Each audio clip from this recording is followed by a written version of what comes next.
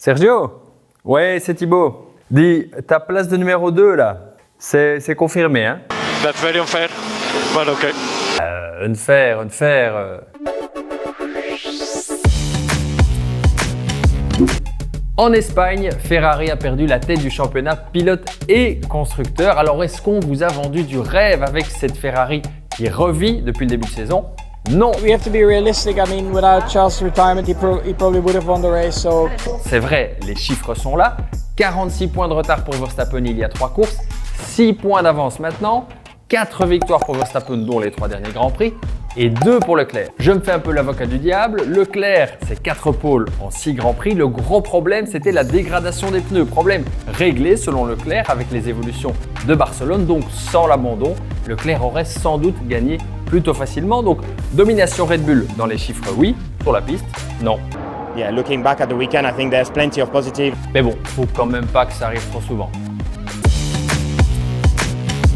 Et oui, parce que pour l'instant, on parle de course au développement, mais on est plutôt dans une course à la fiabilité. Et de ce côté-là, on a une Red Bull qui rassure pas vraiment, une Ferrari qui a eu un souci mécanique, celui de Leclerc à Barcelone, et une Red Bull qui a déjà eu des soucis hydrauliques, des soucis de frein, des pertes de puissance moteur, problèmes de DRS et 3 abandons. C'était en début de saison, mais ça fait déjà 3. Bref, Red Bull n'est pas du tout à l'abri. Est-ce que Sergio Pérez n'est pas le numéro 2 qui est un tout petit peu trop numéro 2 alors que le Mexicain fait une saison incroyable? À Barcelone, en course, Verstappen se retrouve derrière lui après cette petite erreur, une rafale de vent qui déstabilise la Red Bull en entrée de virage. Donc Verstappen talonne Pérez qui fait le boulot parfaitement. Le Mexicain est derrière Russell, il tente sa chance.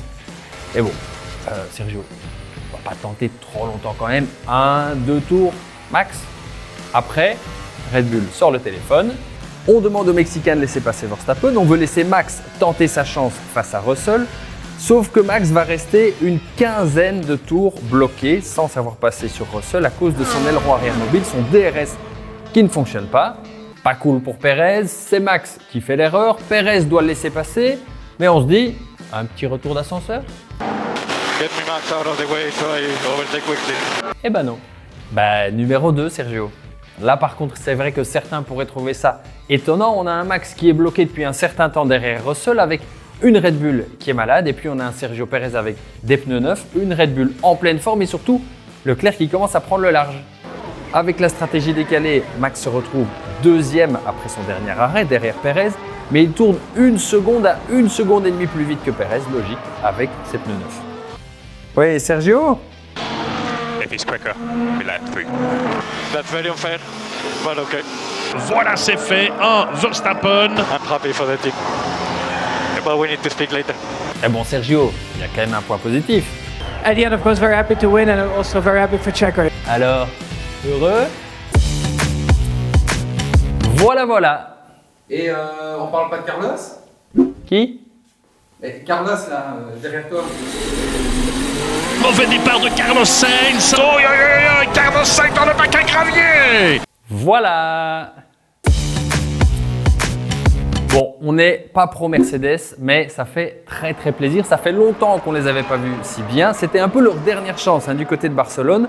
Ils devaient régler les problèmes de rebond, ce qui a été fait. Et à la régulière, on a eu un Russell qui a résisté d'abord à Pérez, puis à Verstappen avec vraiment des très beaux duels. Pendant que Russell a prouvé que Mercedes pouvait se battre devant, Hamilton a montré qu'il y avait du rythme dans cette Mercedes en faisant une magnifique remontée jusqu'à la 5e place. Mais c'est vrai qu'en interne, Hamilton, il a quand même du souci à se faire. Ça fait depuis très longtemps, depuis 2016 et Nico Rosberg, qu'il n'a plus une concurrence aussi forte dans la voiture d'en face. Alors on a hâte que Hamilton récupère un petit peu de chance et qu'on ait ce duel interne chez Mercedes, un beau duel entre les deux Britanniques, parce que finalement, c'est un petit peu la seule équipe où on pourrait avoir un duel interne. Parce que bon, chez Red Bull et chez Ferrari... Encore une erreur de Carlos cette année. Voilà. Et c'est le retour du Driver of the Day. C'est le pilote du drone. Alors ça c'était bien ça. Ma foi, ça donne pas mal du tout. Oh oui, mais on voit rien. Dites le drone. On est d'accord que... on part sur un hélico? On termine comme d'hab avec les classements et on le disait, Verstappen qui a pris les rênes du championnat, 6 points devant Leclerc, et puis côté constructeur, c'est Red Bull qui a également pris les devants. La suite, ce sera Monaco avec un Leclerc qui espère reprendre les rênes du championnat et qui espère surtout enfin finir sa course à domicile. On se retrouve juste après.